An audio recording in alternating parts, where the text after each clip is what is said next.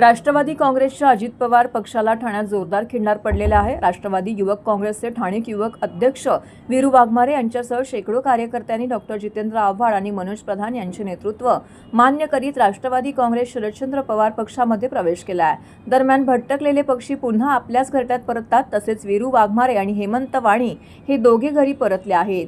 विशेष म्हणजे वीरूला त्याच्या आईनेच परत पाठवलं आहे असं डॉक्टर जितेंद्र आव्हाड यांनी सांगितलंय।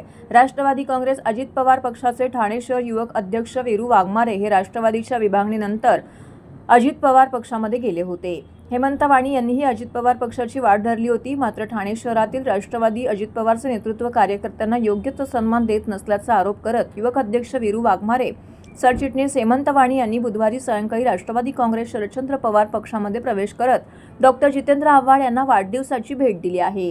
या प्रसंगी जिल्हाध्यक्ष मनोज प्रधान आणि युवक अध्यक्ष तथा गटनेते अभिजित पवार यांनी या सर्व कार्यकर्त्यांचे पक्षात स्वागत केले। यावेळी डॉक्टर जितेंद्र आव्हाड हे सर्वसमावेशक नेतृत्व आहेत। शिवाय जिल्हाध्यक्ष मनोज प्रधान आणि युवक अध्यक्ष अभिजित पवार हे कार्यकर्त्यांना सोबत घेऊन चालणारे असल्याने आम्ही स्वगृही परतत आहोत। अखेरीस निजामाच्या तावडीतनं सुटका झाली असं वीरू वाघमारे यांनी सांगितले। ठीक आहे, पक्षी कधीतरी वाट चुकतात, परत घरट्यात परत येतो।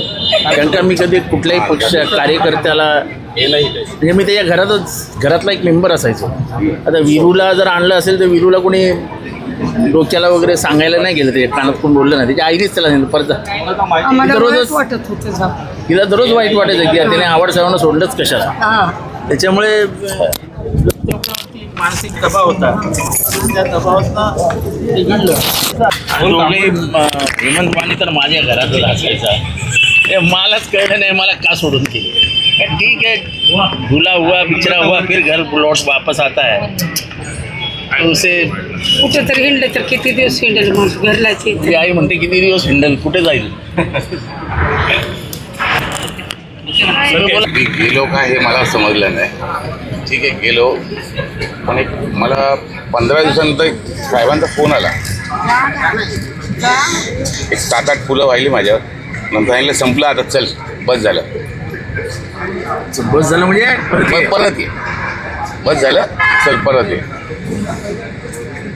ते डोक्यात थोडं वेगळे विचार होते, म्हणजे केस संदर्भात, बाकी काय मी क्लिअर सांगतो। माझ्यावर ज्या 307 पडल्या, 1 नाही 2 नाही 3 असं, त्या केसमुळे गेलो मी, बाकी काय। पण नंतर त्याच केस साहेबांनीच काढायला चालू केल्या, मग आता बोललं तिकडे राहून जाऊ।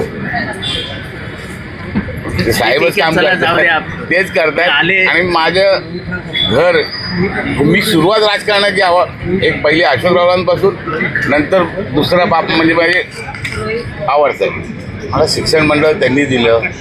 ठाण्यात ओळख ही साहेबांमुळेच आहे माझी, आणि साहेबांमुळेच राहील।